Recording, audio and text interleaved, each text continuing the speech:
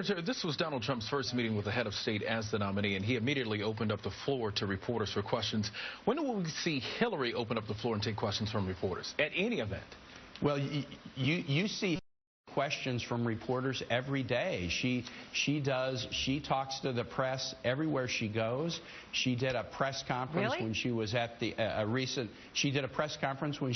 recent meeting of the African American and Hispanic newspaper publishers. But that was the first time in a long time, Senator. She doesn't do it that often.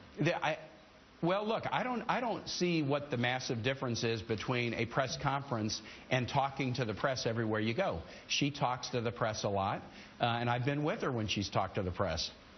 But just to set the record straight, it has been 272 days since she has had a formal news conference. I want to also ask you, Senator, it has been the case. I've covered many. But again, I think she did a news conference with the publishers of the nation's African American and Hispanic newspapers within the last month, and that counts. They're a legitimate group, and a press conference with them counts.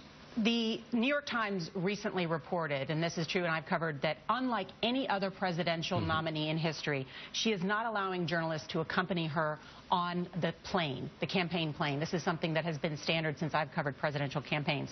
Why is that the case? Do you believe in transparency? Do you think this will change?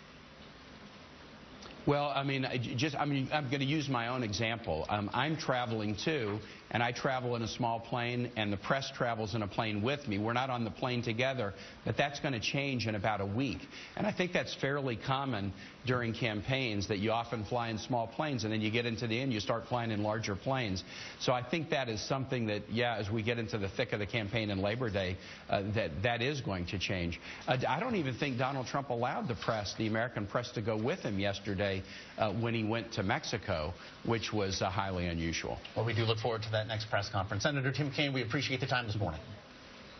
Great. Good to be with you guys. Thanks. So how long did